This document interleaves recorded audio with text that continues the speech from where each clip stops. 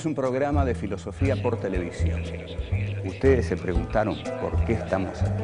Yo existo porque pienso. El hombre piensa. Es el lugar en el cual todos los saberes son pensados. Descartes es un héroe del pensamiento. Es difícil enfrentar las grandes cuestiones. Es un libro de Jean-Paul Sartre, Crítica de la razón de Hegel. Esta es la historia de la filosofía de Hegel. Eterno. La filosofía es la totalidad de lo real, porque piensa. La totalidad de lo real. Hegel. Dialéctica del amo y el esclavo. ¿Qué es lo que el hombre desea? ¿Quién crea la cultura? ¿Cómo se desarrolla la dialéctica histórica en el pensamiento de Hegel? Del idealismo al materialismo. ¿Cómo pensar a los nuevos sujetos históricos?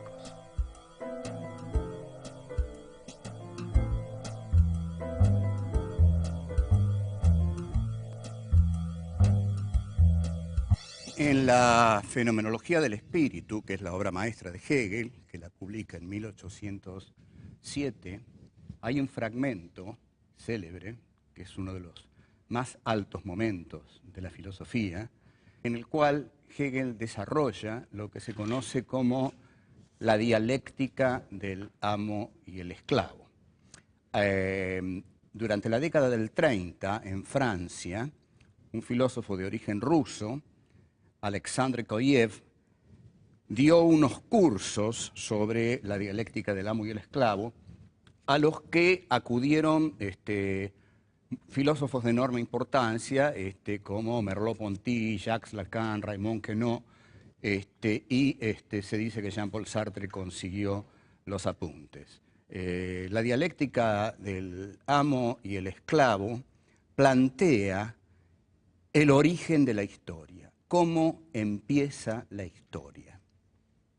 Quizá uno nunca se preguntó esto, pero el origen de la historia, en realidad, vamos a ver que sigue siendo el origen de las relaciones humanas.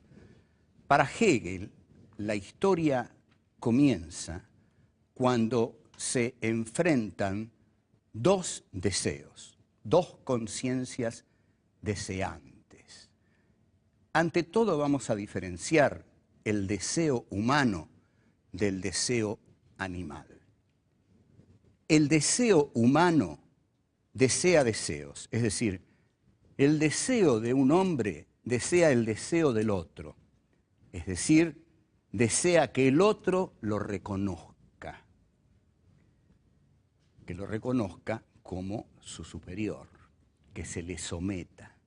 Por eso yo deseo el deseo del otro, deseo que el otro me reconozca, se me someta,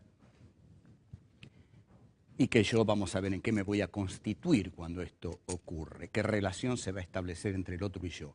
Pero en principio el hombre desea deseos, el animal desea cosas, y las cosas que desea generalmente se las come, desea cosas naturales. El hombre no desea cosas naturales, y este es el excepcional hallazgo de Hegel.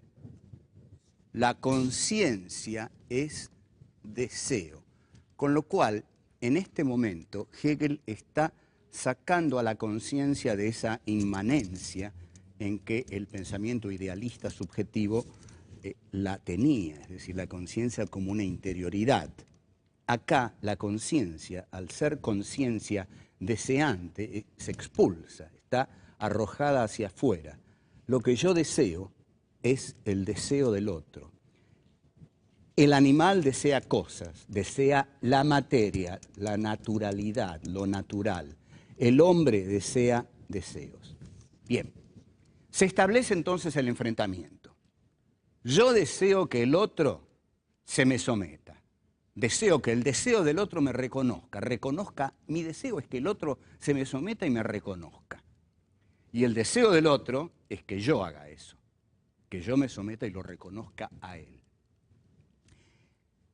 Este enfrentamiento tiene una resolución, porque uno de los dos en determinado momento sabe, los dos saben, he pedido perdón, está bien. Los dos saben, en realidad cuando uno explica mal algo tiene que pedir perdón, los dos saben, las dos conciencias deseantes saben que están emprendiendo una lucha a muerte, a muerte. Yo deseo que el otro se me someta y me reconozca, y el otro desea que yo me le someta y lo reconozca. Esta es una lucha a muerte, pero en determinado momento se resuelve, porque una de las dos conciencias tiene miedo, el temor. ¿A qué tiene miedo? A morir. Tiene miedo a morir, porque esta que es una lucha a muerte va a terminar con la muerte de uno de los dos. Entonces, el que tiene miedo a morir antepone el temor a la muerte a su deseo. Es más fuerte su temor a morir que su deseo de ser reconocido por el otro. En cambio, aquel en el cual el deseo es más fuerte que su temor a morir es el que somete al otro. Pero el otro, el que pierde, en él no es tan fuerte el deseo de ser reconocido, es más fuerte el miedo a morir. Entonces ese se me somete.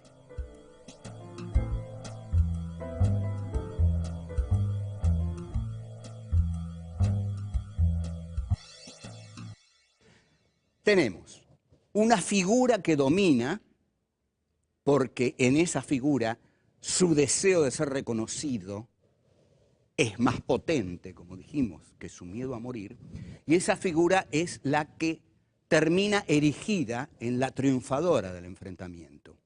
Esa figura es el amo.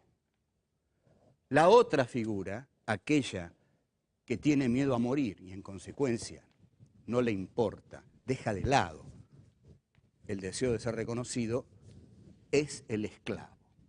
Quedan así entonces constituidas las dos figuras del amo y el esclavo, en las cuales Hegel encuentra el inicio de la historia humana. Ahora, observen ustedes aquí la genialidad de Hegel. ¿Cómo continúa esto? Porque esto continúa.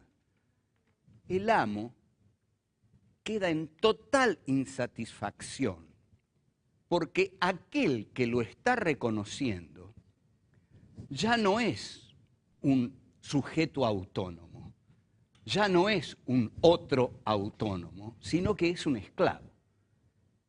O sea, aquel que me reconoce es un esclavo, es mi esclavo. ¿Qué clase de reconocimiento es este?, dice el amo. Soy reconocido por alguien que tuvo miedo a morir, soy reconocido por alguien que prefirió dejar de lado su deseo, aquello que lo volvía humano, por el miedo a morir. En consecuencia, no me está reconociendo un ser humano, me está reconociendo un mero esclavo. No tengo reconocimiento alguno. Esa lucha que emprendí por el reconocimiento me ha llevado a no ser reconocido, sino apenas por un esclavo.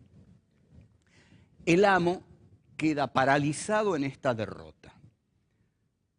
Lo pone al esclavo a trabajar y el esclavo se pone a trabajar.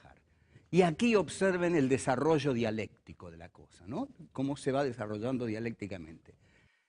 El esclavo trabaja para el amo. El amo queda confinado a la pasividad, al ocio y al goce. El amo recibe lo que el esclavo le da y se transforma en un ser ocioso, en un ser pasivo. El esclavo, por el contrario, trabaja para el amo. Y al trabajar para el amo, tiene que trabajar la materia. Al trabajar la materia, el esclavo comienza a construir la cultura. Porque la cultura es el trabajo que el hombre ejerce sobre la naturaleza, sobre la materia. El hombre transforma la naturaleza, transforma la materia y de eso surge la cultura, las culturas históricas, surge todo. Entonces, la historia humana pasa por el lado del esclavo. Es el esclavo el que con su trabajo para el amo descubre que él tiene una relación con la materialidad que es creativa. Es tan creativa que le permite sentirse más humano que el amo. Entonces, el amo engorda, digamos, El amo está ahí tirado esperando que el esclavo le lleve las cosas. El esclavo se las lleva, pero mientras tanto ha descubierto que ese trabajo con la materia, en ese trabajo ya descubre su libertad, porque, y esto lo va a decir Sartre del proletariado urbano, dice, en última instancia, en la fábrica, aún en su momento de mayor, digamos, humillación, un proletario siempre decide si pone un tornillo en tal lugar o en tal otro, si lo pone antes o lo pone después. En estos pequeños momentos va descubriendo su libertad. Y el esclavo hegeliano, al transformar la materia, va dando origen a la cultura humana. Entonces, el trabajo es un trabajo formativo, ¿no? Es lo que Hegel llama Bildung, cultura. La cultura es el desarrollo del esclavo trabajador. Hay una cultura porque el esclavo trabajador la hace. Y el amo queda confinado al ocio, al goce, a la pasividad, y el esclavo a la actividad. Con lo cual, el que ha terminado siendo humano es el esclavo. Y el que ha terminado siendo una cosa, una materialidad, una naturalidad, un animal, en última instancia, que tiene solo relación con lo que come, es el amo. Esto es un brillante ejercicio dialéctico de Hegel, admirable, admirable. Admirable en principio porque lo que hace es que le pone a las conciencias no una relación de conocimiento entre sí, sino de deseo. Quiero tu deseo, vos querés mi deseo. Bueno, yo te voy a matar con tal de conseguir tu deseo. Ah, no, yo tengo miedo. Bueno, entonces tu deseo es mío.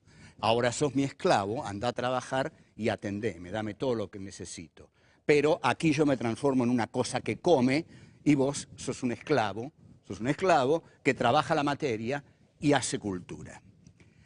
Hay desarrollos sobre esto y que los podemos hacer y muy interesantes. Por ejemplo, el amor. Voy a seguir aquí un desarrollo de Jean-Paul Sartre en El ser y la nada. Lo voy a seguir un poco libremente. Pero en la relación de amor que se establece entre dos conciencias libres, la más débil es la que ama más. La más débil es la que ama más, es decir, es la que más se somete a lo que hay en ella de sensible, de emocional. La conciencia que ama menos es la que más domina, la que más manipula. Si me amás demasiado, sos mía. Si yo te amo menos, te domino.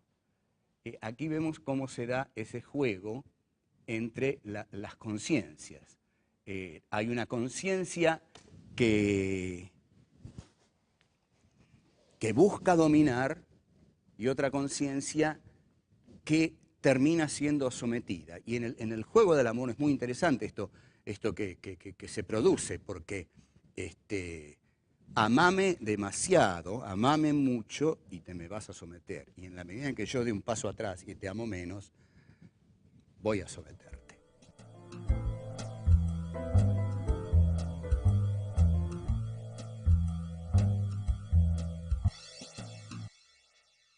Si hablamos de una dialéctica del amo y el esclavo, es evidente que estamos hablando de la dialéctica. O sea, ¿cómo funciona aquí la dialéctica?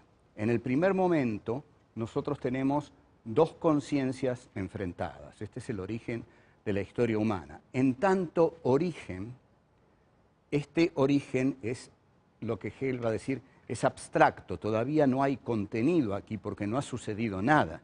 En realidad tenemos dos conciencias que están enfrentadas y todavía no ocurrió nada más que este enfrentamiento. O sea que es un primer momento de la dialéctica que tiene que desarrollarse.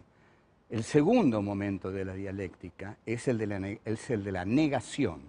Es decir, cuando una de las conciencias logra que la otra se le someta. Es decir, una de las conciencias niega a la otra y la otra se le somete. El tercer momento de la dialéctica es la negación de la negación. ¿Por qué? porque la conciencia que había sido negada niega a la negadora. Lo voy a explicar más claramente, aunque estaba claro, pero vamos a poner los personajes. Primer momento de la dialéctica, hay dos conciencias enfrentadas. Primera negación de la dialéctica, una conciencia niega a la otra y esa conciencia se le somete. Ahí tenemos un amo y un esclavo. La negación de la negación es la que el esclavo ejerce sobre el amo, porque en verdad el esclavo niega al amo al superarlo creando la cultura. ¿Qué es lo que ha salido? Un tercer momento que es la historia humana, la cultura humana, eso que el esclavo hace, y en esa cultura humana está integrada toda la dialéctica. El amo, el esclavo trabajador, el amo ocioso, forman parte de una nueva figura histórica. Entonces, nosotros tendríamos que la dialéctica de Hegel tiene, según habitualmente, vulgarmente se conoce, pero tiene tres momentos. El primer momento es el de la afirmación, el segundo momento es el de la negación y el tercero es el de la negación de la negación.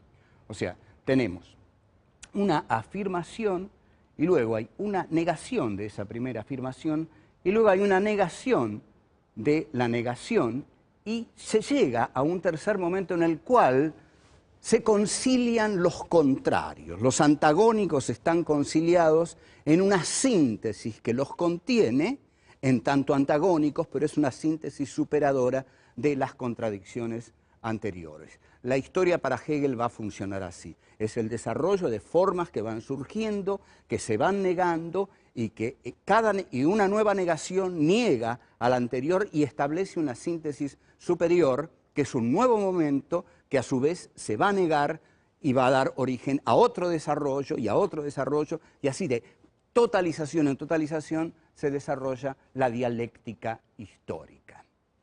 Ahora bien, esta figura del amo y el esclavo ha sido tan rica que no solo dio, por supuesto, origen al ejemplo cuasi sartreano que yo di de la relación de amor, sino que fue tomada por algunos talentosos cineastas.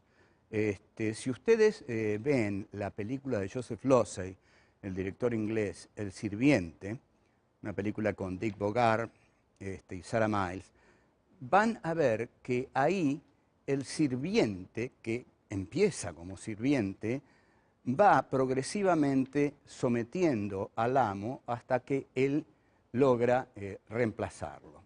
Donde deliberadamente está muy mostrado el esquema del amo y el esclavo es en una película de los años 60 que se llamó La Gran Comilona, una película del director Marco Ferreri con un elenco de actores europeos como Michel Piccoli, Marcello Mastroianni, Ugo Tognazzi y Philippe Noiret. La película narra lo siguiente: 4 personajes de la alta burguesía se encierran en una fastuosa mansión y deciden comer hasta morir. Entonces, la idea de Marco Ferreri, una idea contestataria típica de la década del 60, es la siguiente.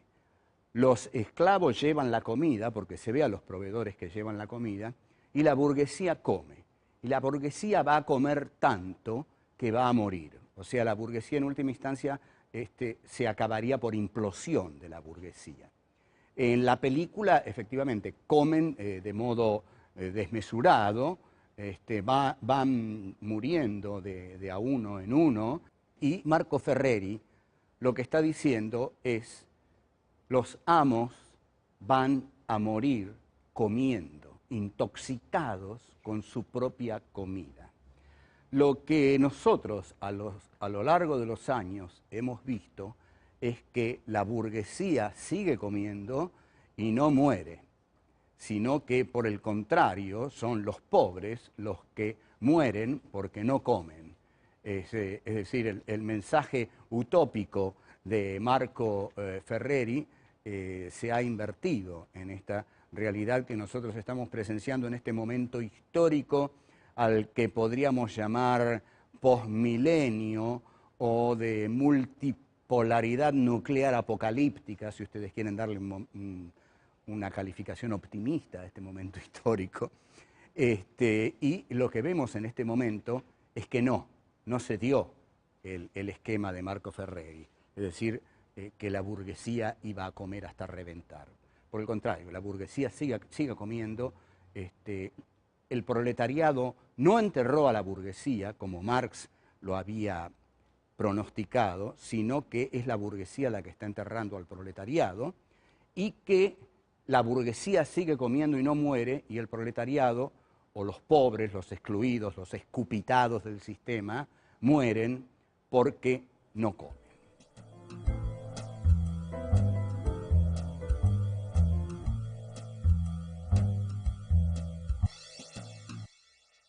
Lo que nosotros venimos viendo y lo que tenemos que redondear es qué diferencia a estos tres grandes colosos del pensamiento filosófico, del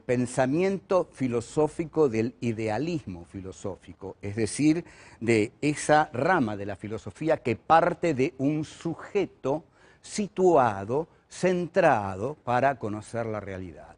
En Descartes teníamos un conocimiento único, absoluto y privativo que el sujeto tenía sobre sí.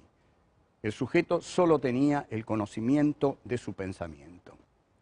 En Kant, el sujeto constituye al objeto. Es el mundo de la experiencia posible. En Kant es el sujeto trascendental el que le da forma al objeto de conocimiento, y ese es el mundo de la experiencia posible. Solo hay objetos para un sujeto, y aquello que la razón no puede conocer es el noúmeno, el mundo de la cosa en sí, que es incognoscible para la razón. En Hegel, por el contrario, la razón idealista llega más profundamente, más hondamente, más extensamente que nunca, y ahí es la razón la que conoce toda la realidad, porque la realidad es una expresión de la razón. El juego entre razón y realidad es un juego especular, ¿no? La realidad es razón y la razón es realidad. Este es el idealismo absoluto de Hegel, que Hegel dice que justamente concluye en él, en un saber total, que es su filosofía, y en el Estado prusiano de Federico Guillermo. Bueno, estas serían las características de los tres grandes filósofos del idealismo europeo, Descartes, Kant y Hegel, y nuestro próximo paso, entonces, es pasar, por supuesto, al materialismo. Pasamos del pensamiento idealista al pensamiento materialista. ¿Y por qué hay que pasar al pensamiento materialista? No es que estemos contando una historia lineal en la cual se suceden determinados filósofos, como dijimos, en una especie de galería de los héroes del pensamiento. No. Lo que pasa es que Hegel expresa el triunfo de la burguesía, pero el triunfo de la burguesía trae acarreado el surgimiento de un nuevo sujeto histórico. Cuando surge un nuevo sujeto histórico, alguien lo tiene que pensar. Alguien lo tiene que pensar. Por ejemplo, aquí, en el 45, los migrantes internos, los cabecitas negras que llegaban a la capital federal, alguien tenía que darles cobertura política. Y el que les dio esa cobertura política fue un coronel que estaba en una secretaría de trabajo y jugó políticamente a ser el que daba reconocimiento político a ese nuevo sujeto. Bueno, así como ese nuevo sujeto, que eran los migrantes que llegaban a la capital en el 43, en el 45, fueron visualizados como construcción de poder por el coronel obrerista Perón, digamos que un nuevo sujeto histórico requiere de un pensamiento que lo piense. Y si Hegel es el pensador de la burguesía capitalista al triunfar genera un nuevo sujeto histórico que es el proletariado. El proletariado, la clase obrera, trabaja con la materia porque trabaja en las fábricas de sus patrones. Al trabajar con la materia, el filósofo que surge para expresar a ese proletariado que trabaja con la materia, elabora un pensamiento filosófico que parte de la materia. Y ese es Karl Marx y su amigo Friedrich Engels, que no tenía ni por asomo el talento de Marx, pero fundamentalmente nosotros nos vamos a centrar en Marx. Y Marx, entonces, es el filósofo que surge para expresar a este nuevo sujeto histórico que ha aparecido en la escena social, política, económica, histórica de la centralidad europea, el proletariado. El proletariado, Marx, en este sentido, se va a basar en el esclavo de Hegel, ¿no? Marx, digamos, el día que el joven Marx habrá leído la dialéctica del amo y esclavo, habrá exclamado, yo estoy con el esclavo, habrá dicho. Y el esclavo sí, trabaja la materia y es el que hace la historia.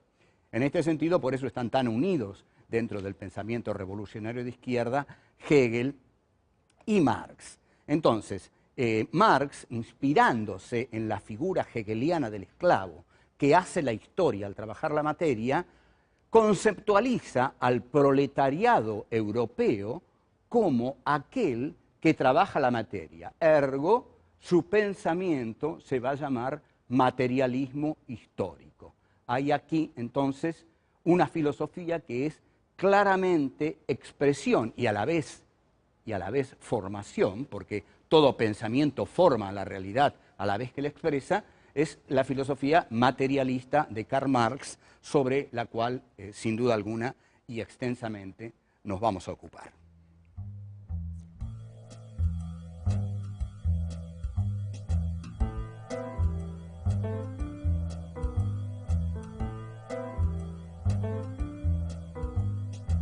El que tiene miedo a morir antepone el temor a la muerte a su deseo.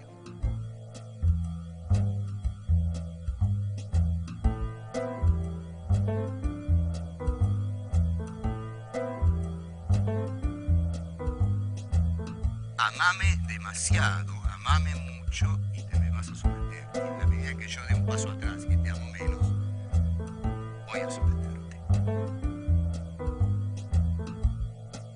La burguesía sigue comiendo y no muere, y el proletariado, o los pobres, los excluidos, los escupitados del sistema, mueren porque